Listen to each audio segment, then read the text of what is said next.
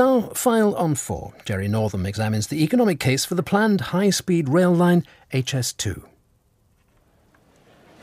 Platform 4, problem 1143, Virgin Trains service to Birmingham New Street. The fast train is about to set off from London Euston to Birmingham. This is the service that HS2 would beat by about 35 minutes.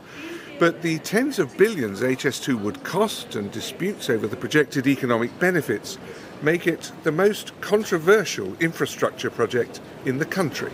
This is a customer information announcement. After disagreements opened up at the party conferences, HS2 has also become highly political, none of which puts off those promoting the scheme. Great Britain invented the railways. In 1825, the first public railway opened. To them, it's quite literally an engine of economic growth.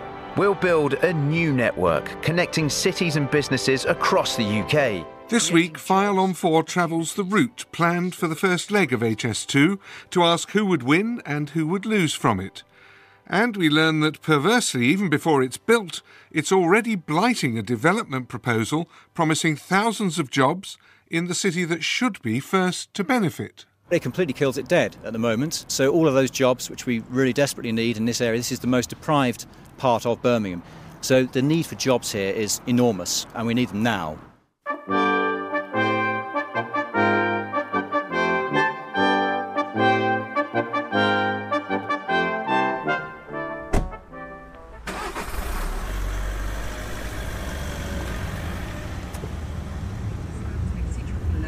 Louise Pepper, BBC London 94.9, next update 12:30. The first place high-speed trains would stop once they leave Euston is here, in what's currently a rather run-down area of northwest London called Old Oak Common.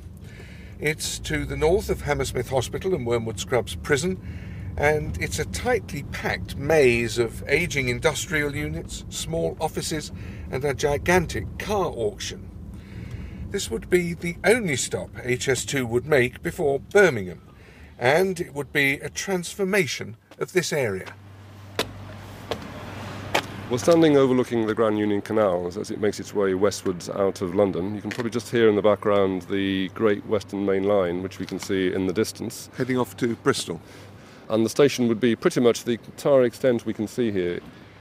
Neil Bennett is the architect-planner who's been commissioned to draw up a grand renovation project for Old Oak Common, linking an enormous new station for HS2 with London's Crossrail, the tube network, and main existing rail lines. Well, what HS2 brings is a tremendous amount of accessibility, and the station will give access to 90% of London's train and rail stations. Now, building on that, it's very close to central London. We think this will make a station the size of Waterloo. That's a complete game changer. And while great claims are made for the potential of HS2 for cities in the Midlands and the north of England, Neil Bennett believes that the greatest economic revival would be right here in a London borough. The vision for this is to enable growth around here and the economic regeneration, probably, we think, on the scale of Canary Wharf, with homes, probably a seventh of London's new homes for the next 15 years could be here, and also possibly about 100,000 jobs, probably to do with Heathrow, probably to do with trade and commerce. A flow city is one way we've described it. It's my view that Old Oak and the regeneration it brings is the single biggest positive impact that HS2 will bring. Bigger than the impact it's supposed to have on Birmingham or Manchester or Leeds? As a single impact, yes. The transformation, I think, will be immense. But you don't have to travel far up the HS2 route to find a succession of areas, mostly solidly conservative, where there's a sense not of excitement, but of apprehension. Leaving Greater London and heading north along the HS2 route, I've arrived first in Aylesbury, and I've come here to meet the man who is leading the opposition of a number of local councils along the route to the whole HS2 project. Here we are at Buckinghamshire County Council. Hi there, good afternoon. Pleased to meet you. Follow me down this way. My name is Martin Tett, and I'm the leader of Buckinghamshire County Council, and I also chair the 51M alliance of 19 local authorities who are opposing HS2. Councillor Tet too sees potential advantage from HS2 to the economy of Greater London. But in his eyes, that's a reason for saying no to the scheme. Most experts, that when they look at the issue of, for example, closing the north-south divide, recognise the fact that when you link cities to a major capital city such as London, what tends to happen is the real benefits are derived by that capital city rather than the satellite cities. You mean people will be sucked down to London rather than travelling from London to Birmingham or Manchester or Leeds? Absolutely. What it tends to do from experience around the world is it actually increases the dominance of the capital city. And that's not a good thing in terms of closing the north-south divide. If you really want to do that, what you should be looking at instead is actually linking northern and midland cities much more closely together rather than attracting more business down to London. Really, the question isn't, could we spend 50 billion on a high-speed railway line? It's, is it the best value for money when you're investing 50 billion? Or are there better alternatives that would generate better wealth for the country more quickly? Doubts about who would benefit most from HS2 are central to the current debate. We'll return to them later in the journey when we reach supporters of the project in Birmingham. Meanwhile, in constituencies along the HS2 route, it's not only the possibility of losing out in the future that's troubling residents. For some, the fear of planning blight has already become a reality. I've headed roughly north towards Buckingham and turned off onto this narrow winding lane which leads to a small village of yellow grey stone houses with an attractive village green with a pump and a surprisingly substantial church which has a plaque recording the village's mention in the Doomsday Book.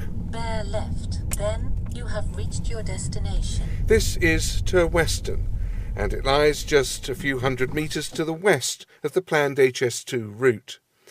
And that has given some residents here real anxiety.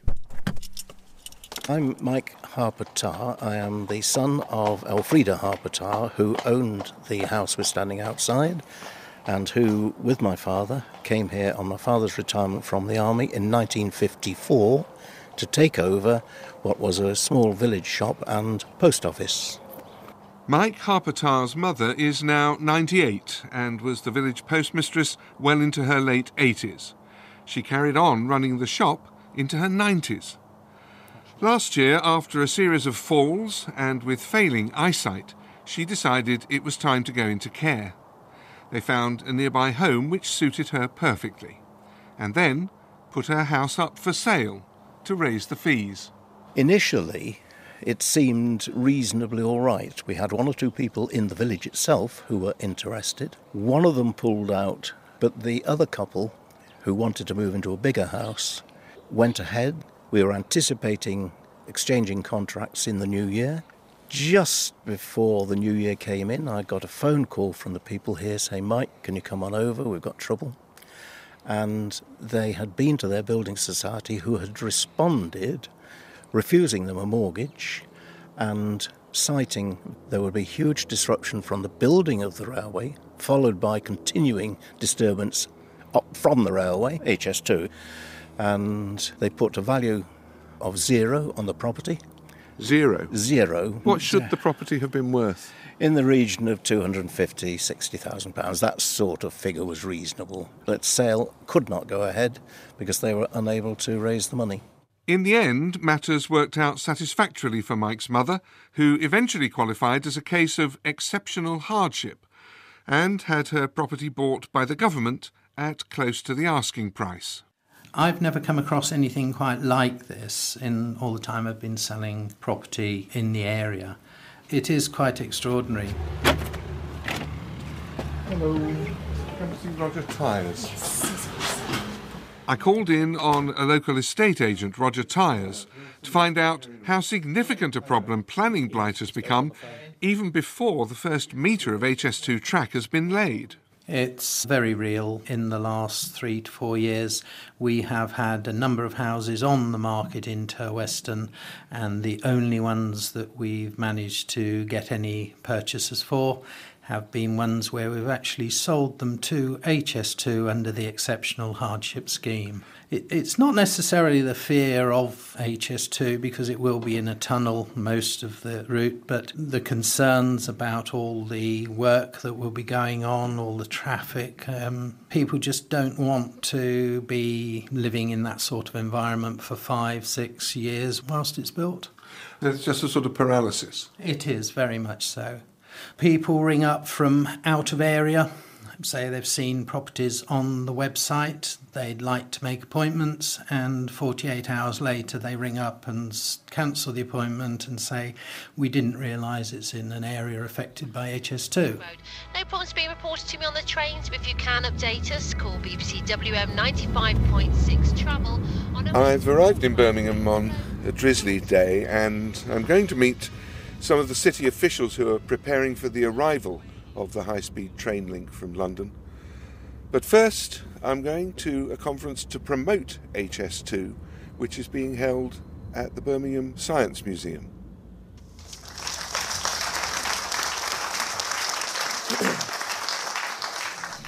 Today is an opportunity to discuss the questions and look at the evidence, in particular on the benefits of high-speed 2. The conference brings together a few sceptics and a large number of supporters under the auspices of a campaign group called Greengage 21.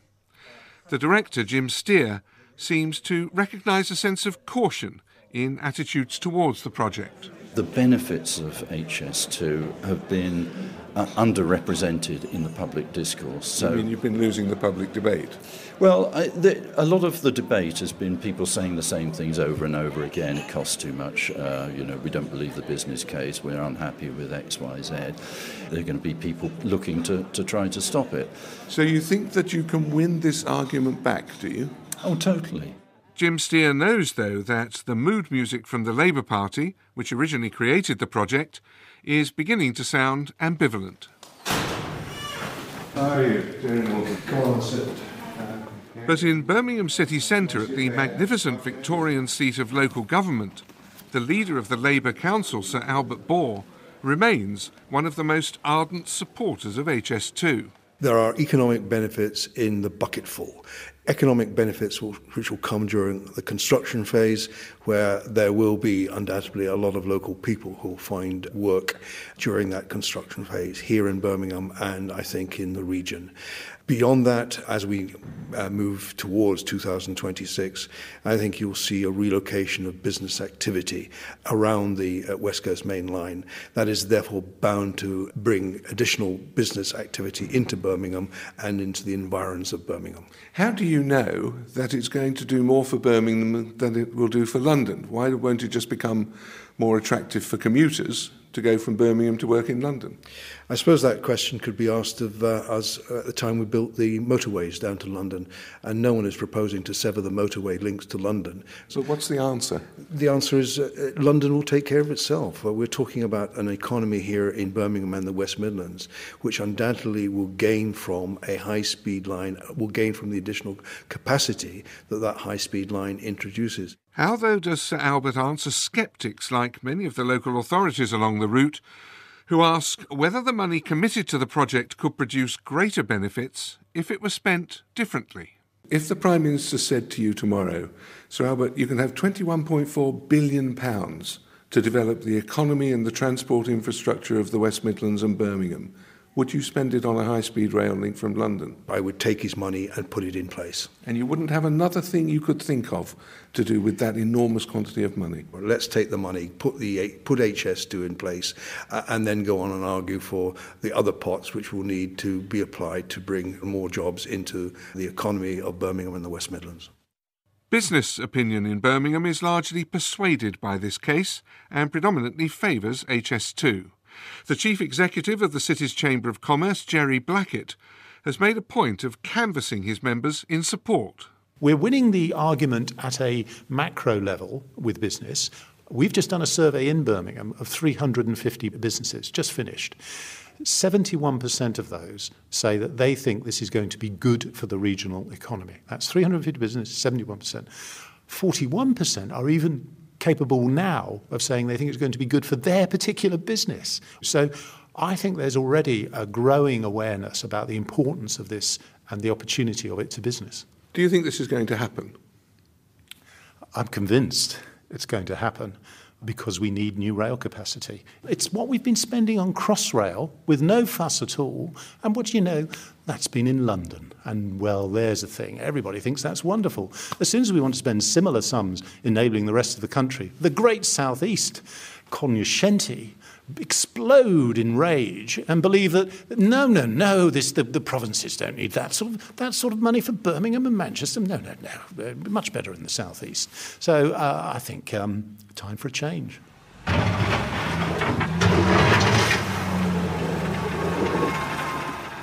But even in Birmingham, there could be losers from HS2. Plans for the railway currently cut right through a proposed economic lifeline for one of the most deprived areas of the city. We're standing in Washwood Heath. It's the eastern side of Birmingham in the inner urban area. We're on the site of what was the former Leyland Daff Vans factory. It's about 137 acres. Paul Rouse is the Director of Planning at the property consultant Savills. In the past 3 years, he's watched one of his major clients, AXA, take over the disused factory site and prepare it for a huge programme of investment. The whole site is now ready for redevelopment for the first time in about 100 years. The only high-quality employment sites in Birmingham, suitable for creating significant numbers of jobs, 6,000, 7,000 jobs for manufacturing or distribution type development. So this would become an industrial park? Yes, it would. Under the plan? Yes. How much work has already been done to get ready for that?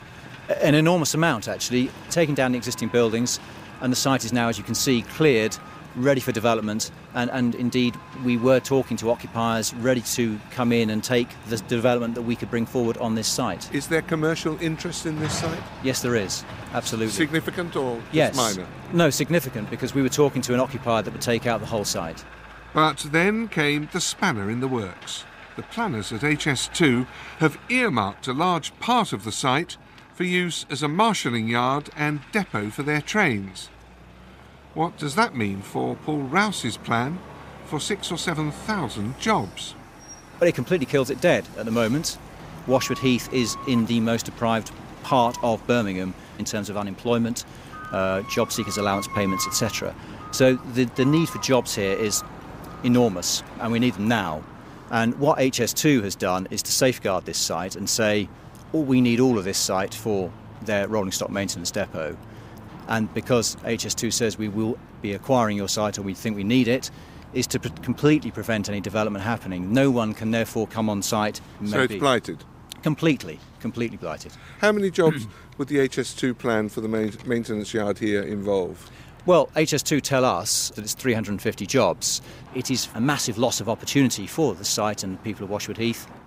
Local MPs have opposed the HS2 proposal for the area. The council leader, Sir Albert Bore, also an opponent, would say only that negotiations are continuing. But at HS2 headquarters, the principle seems to be set. The project's chief executive, Alison Munro, has clear plans for the Washwood Heath site. We've done a thorough assessment of all the potential sites. We've worked closely with the Birmingham authorities on that.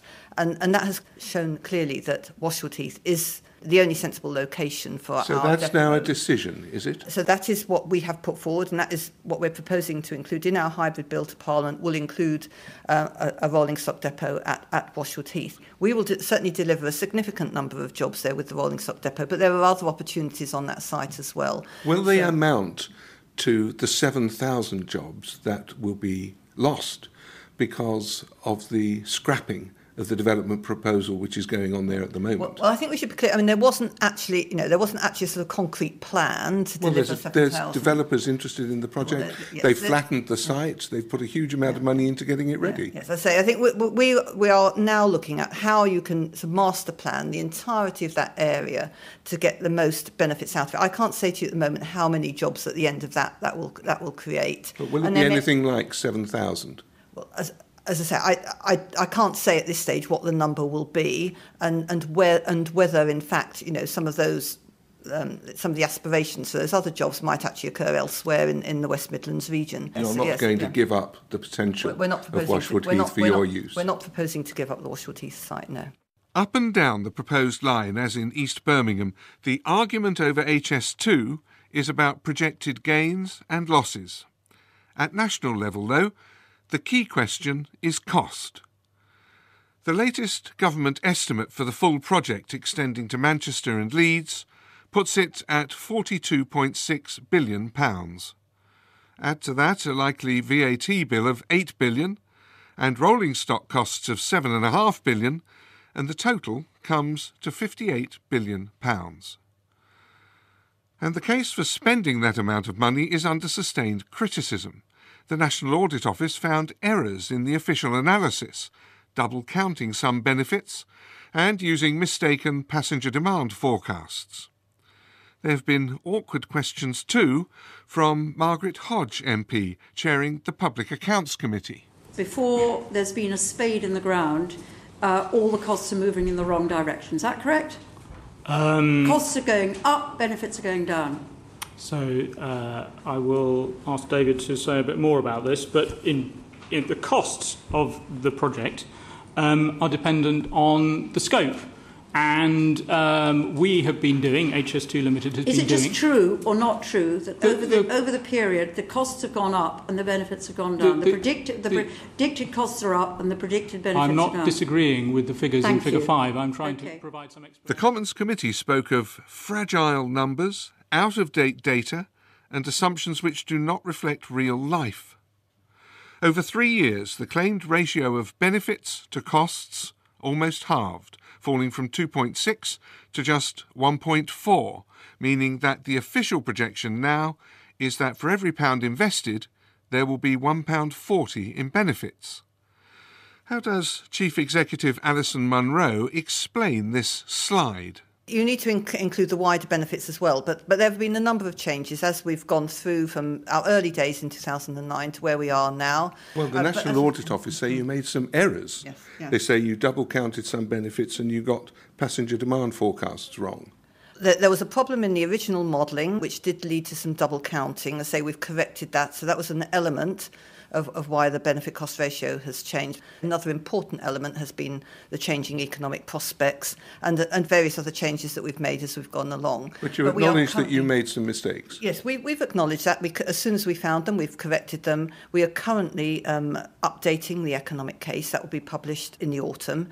As part of that, we've gone through a really thorough quality assurance process. Are you telling me there won't be any more errors discovered by the National Audit Office? Well, we've done all that I think is humanly possible to avoid any further errors. Official confidence in the current figures is put at 95%. But the public can only be bewildered by the range of numbers confidently asserted for HS2. Councillor Martin Tett, for example, the Conservative leader of local authorities opposed to the project, has published an analysis reaching very different conclusions from the government's. The business case for HS2 is in tatters. It isn't just a bad business case, it's an abysmal business case. Its benefit-cost ratio, in other words, the test of how much money is paid back for every pound invested of taxpayers' money, has virtually collapsed. Well, it's 1.4, which is still better than 1, which would be even. If you strip away the fact that they're using an outdated model, and also assuming that, for example, no businessmen work on trains currently, which in an era of iPads and smartphones is clearly complete nonsense, then the real return on taxpayers' money is that it actually loses something like 60 pence for every pound that's invested in it. So hang on a minute. The government says for every pound invested, we will get back £1.40. That's the benefit-cost ratio of 1.4. You're telling me that we're going to lose 60 pence for every pound. So your benefit-cost ratio is 0.4. That's correct. That's a striking difference from what the government's saying. Absolutely. At HS2 headquarters in Victoria, Alison Munro is sticking to the figures the government has quoted. The Department for Transport has done a lot of work, so they've looked at a number of alternatives and come to the conclusion that high speed 2 is the right answer to the future needs of the economy. So those analysts who say that actually you're heading into a project where for every pound spent we might only get even 40 pence back in benefits, They're just wrong, are they? They are wrong. I don't recognise those figures at all. They come from Martin Tett, who is chair of the 51M group, local authorities. I don't agree with that analysis. And as far as we're concerned, our benefit cost ratio is robust. We're not talking of numbers, at that sort of level. Last month, yet further figures were introduced into the argument, with the publication of a new type of economic analysis prepared for HS2 by the financial consultants KPMG. They examined not just the immediate transport benefits of the project, but also the wider economic advantage it could bring to Britain. KPMG concluded that in 2037, the first year of the finished high-speed network, the economy would gain an extra £15 billion. This relied on a system of economic appraisal developed for some major cities by KPMG's leading infrastructure strategist, Lewis Atter. So, how much confidence does he place in that figure of £15 billion a year? Let's just be clear about what that figure is. It's our estimate of the impact on GDP, so economic output, per annum in the later 2030s as a result of high-speed rail. So what we're saying is, on the basis of the analysis that we have done, it suggests that the difference between having high-speed rail and not having high-speed rail is an extra £15 billion of output in the UK economy. Given that economic forecasters can't even tell you what inflation is going to be next year, does it really make sense to try to project 24 years hence? Given that investment decisions like high-speed rail have to be seen in the context of, at the minimum, a quarter of a century, what else are you going to do? But that doesn't make your figures any more reliable. It might just mean we're all working in the dark. I think you have to start somewhere, and you have to start by understanding what the real world today tells you about the importance of connectivity to the economy. Right? If you could see it in the real world today, then you can draw conclusions about the future. You're not telling me that you've got it right and they've got it wrong, then? I'm not. That's very interesting for someone who's put out a major report on behalf of HS2. I'm saying this is the best available evidence we have at the moment. It is possible, as this evidence is refined, that these numbers go down, but it's also possible they go up. You're not telling me that you have got it spot on, are you? I'm not pretending we would know whether we'd got it spot on. Which must leave the public even more bewildered. A point we wanted to put to the government, but the Transport Secretary wasn't available for interview by File on 4. So, confronted by different projections of the advantages and disadvantages of high-speed rail, as the old saying has it, why look in the crystal ball when you can read the book?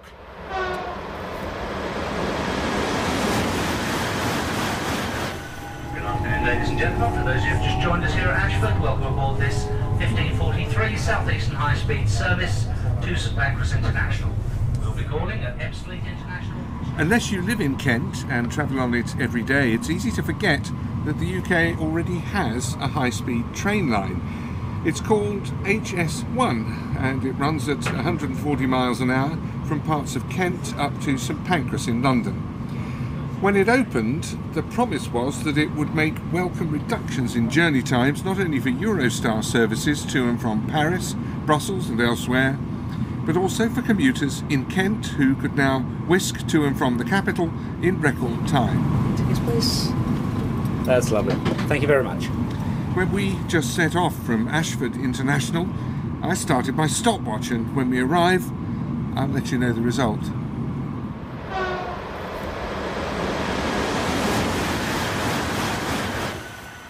Good afternoon, ladies and gentlemen. We'll shortly be arriving at St Pancras where this journey ends. All change, please. All change. We've been taken beneath East London in tunnels, and we now arrive in St Pancras, and the stopwatch shows a time of just under 37 minutes. If you think that it used to take commuters an hour and 22 minutes to get from Ashford to London, that's now taken us less than half the time. The Javelin trains on HS2 have clearly made journeys easier for some residents of Kent, but not for everybody. Some people complain that they're worse off than before. This is Cannon Street Station, one of the main railway stations serving the City of London. And commuters are arriving from various parts of Kent to get to their desks in the financial heart of the country. I've come here to meet a couple of commuters who complain that as a direct result of HS2, their journey times to work have been lengthened. You must be John, and you must be Peter. Good morning. You've come from where this morning? Come from Herne Bay. Herne Bay, which is down in the eastern tip of Kent. It is, yes. John Nicholson and Conservative councillor Peter Lee have arrived after a long journey of 1 hour and 37 minutes. This daily commute isn't on a high-speed line and now takes longer than it did before the introduction of HS2. Many traditional services have been retimed and have to take in extra stops to fit the new timetable around the high-speed link. For John and Peter, that looks like a direct disadvantage of HS2. Prior to the introduction of Javelin services, my journey was just under 1 hour and 20 minutes, which was bearable, which was one of the causes why we moved from South East London to Herne Bay, because it was one train into Cannon Street. And the addition of these 17 minutes means what? It means less time at home. Peter, you put that down directly to HS2, do you? Oh yes, because as a result of HS2 coming in, frequencies were cut on the peak hour service to Victoria, for example. By what? Victoria service was cut by a third, from 3 an hour to 2 an hour. There are really now two classes of rail passengers in Kent. There are those that live close to where HS2 works very well, where it's reduced journey times quite considerably. And there's the rest of Kent, where it's actually had the effect of making journey times longer. Peter and John's long-standing MP is the Conservative, Sir Roger Gale. His complaint is that HS2 is at best an uncompleted line. He expected an extension to run to the eastern tip of the county. But it never got built, leaving his constituents worse off than they were. Commuters travelling to London every day find themselves, first of all, paying a very high price for their season tickets, in excess of £6,000 a year. Second, find themselves suffering from a slower traditional service, the classic service as it's called, into central London, because a path has to be cleared for the high-speed trains. If I say to you the journey from Margate to central London is now slower than it was in 1927, it gives you some idea. What has it meant for the economic life of that part of East Kent? Well, we had hoped to benefit from the high-speed rail service. If the line was pushed through from Ashford to Thanet, and if we could get that journey time down, as we ought to be able to under 1 hour, then the economic benefits for the whole of East Kent would be very considerable indeed. But it's a half-finished job. And the consequence is what? We're getting all the downside, higher costs, slower trains, and not really any of the benefits. HS2 management weren't available for interview.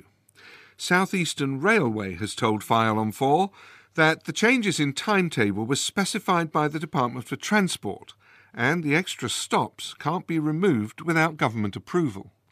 The company also points out that the 1927 fast service from Margate was a seaside special rather than a commuter service. HS2 began running Javelin trains 4 years ago, so we hoped to learn what economic impact it's actually had. Has it lived up to expectations?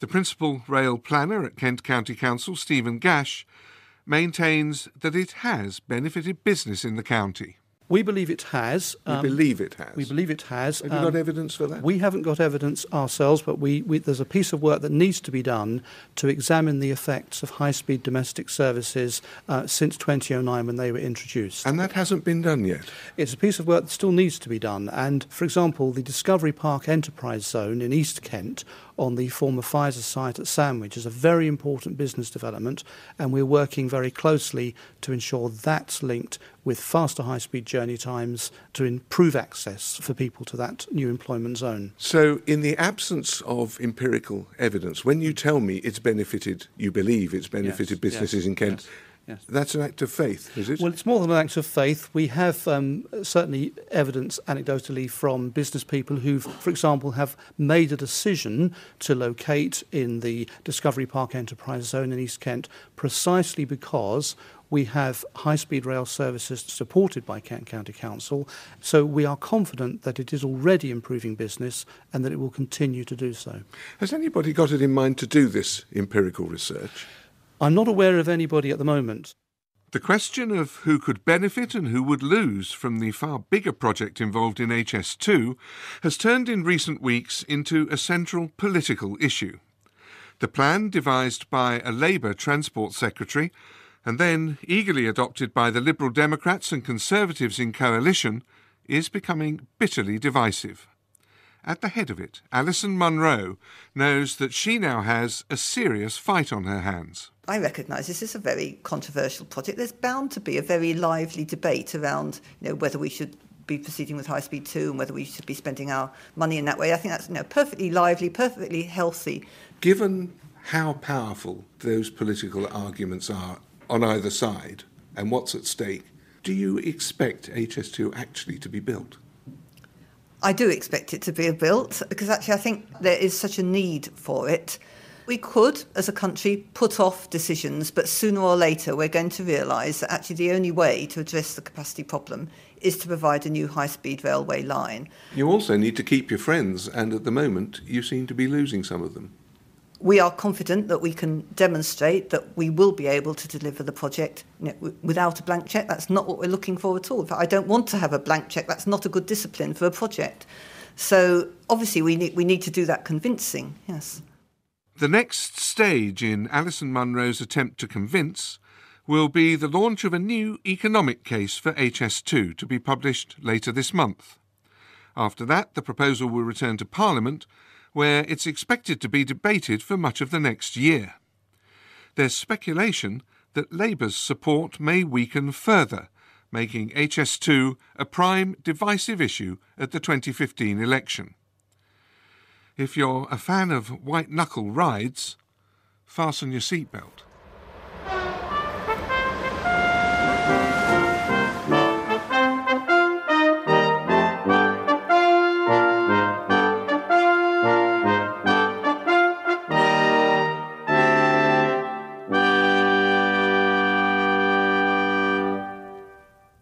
The reporter in this week's File on 4 was Gerrry Northam. The programme was produced in Salford by Ian Muir-Cochrane.